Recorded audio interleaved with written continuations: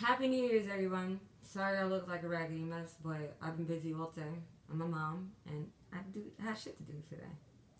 So, yeah. And I just realized my hair is starting to blend in with the wall, so I gotta dye it again. Anyways, that's not the point.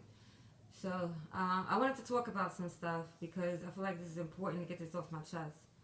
So, many of you have watched my videos since I first started this channel.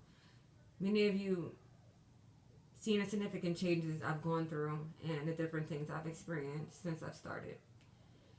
And I made a conscious effort, you know, going into the next year. I'm not having any resolutions or anything like that.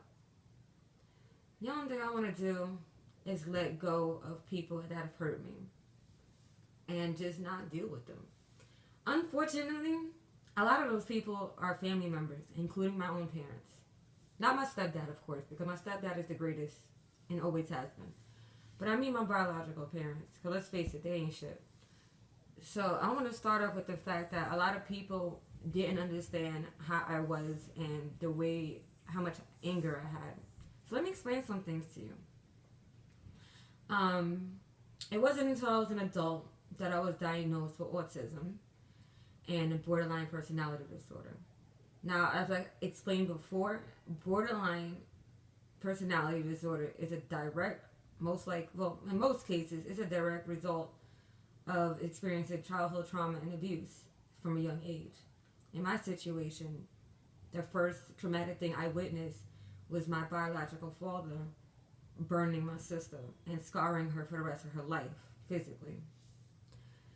Let's move on. Let's fast forward to that. Well, I'm not going to fast forward to that. Let's dwell on that a little bit. Because of what my dad did, I was terrified of men. Didn't matter who they were. Family, cousins. If they were older, an adult, I was terrified. And no one could explain to me why until my sister finally told me that he was holding me when it happened and I witnessed the whole thing. Alright, so now that we're done with that part, let's fast forward. I'm 4 years old and I'm getting beaten out of my sleep by my own mom. It happens almost every day. Or probably every day. My memory fucking sucks now. But I clearly remember those beatings. And I remember that my mom was never affectionate with me. She never hugged me. She never told me she loved me. Maybe once or twice, but not more than that. And I remember one time she went in for a hug. The one time she actually went in for a hug. And I was terrified. I flinched. I was shaking because I thought I was getting hit for no reason. Like I've been hit for no reason before in the past. So anyways, I'm not trying to throw my mother on the bus, but let's face it, she did a lot of fucked up things to me, my other siblings, but I bore the brunt of it, unfortunately. And I think part of that is because I look like my dad, and I reminded her of what he did to my sister. So here it is. I'm an adult. I'm 30 years old. And I was recently, right before Jasmine passed away, I was diagnosed with borderline. Earlier this summer, autism. And it makes a lot of sense, because I was always socially awkward and shy and wasn't normal. But I guess, I don't know. I know my mom mentioned that they tried to diagnose me when I was a kid, but she didn't do what she was supposed to do.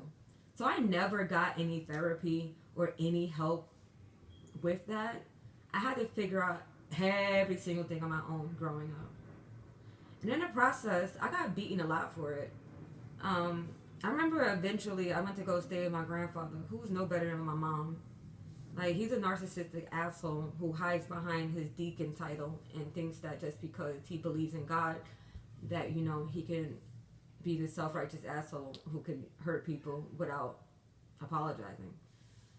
So with that being said, I remember being in church. I was a teenager, young teen, fresh teen, when I went to go live with him and his wife. And I got beat a lot because I was shy and didn't want to speak to people, which is a sign of autism, right? Despite not knowing that I was autistic, that's not the point.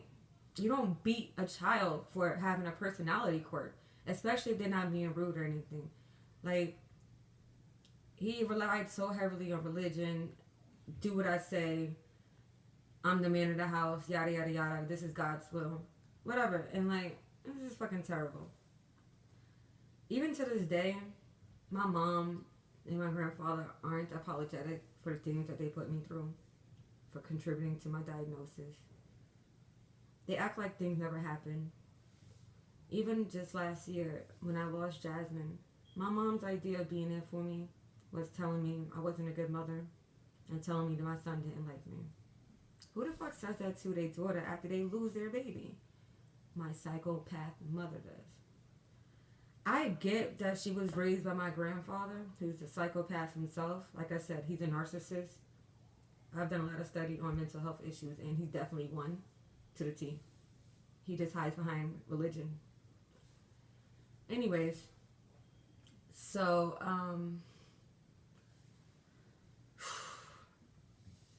I mention this because my mom raised me horribly. I dealt with a lot of things from my grandfather too. But you know what? I never inflicted that same pain on my son. So it's no excuse. I went my whole life being undiagnosed with mental health disorders. And not once did I hurt my son in the process. Like, I knew better. So that's not an excuse to me. You know, like, oh, that's how she was raised. Okay, she raised me the same way. But you don't see me beating my son. You don't see me demeaning him or putting him down or anything like that, calling him bitches and stupid and everything. I uplift him. You know, like, I will get upset with him when he does something wrong. And even if I feel like I got too angry, I do apologize to him. I let him know that, yeah, you know, what you did was wrong, but I shouldn't have reacted the way I did. Like, I'm not perfect. I'm not going to say that I am and sit here, I'm the perfect mom. But I also have a little bit more common sense, you know? So anyways, so I'm leaving these people behind. Like, you know, like, anybody that's hurt me and doesn't acknowledge the fact that they contributed to how I am or the messed up things that they did, they don't exist to me anymore. Just the other day, my sister was talking about how I need to give my life to God and everything on a post. And I'm like, you know, you can make a stupid ass comment on a post with something you don't agree with, but you can't even check on your own nephew. Here's the thing. My son lost a sibling at a very young age. He's going through something that a lot of people shouldn't go through, especially a child. And my sister's excuse is that we all go through things. We all go through things. She's right, but not at this magnitude. I lost a child. I've gone through so many things, you guys. Like, if I tell y'all my life story, it would break y'all heart.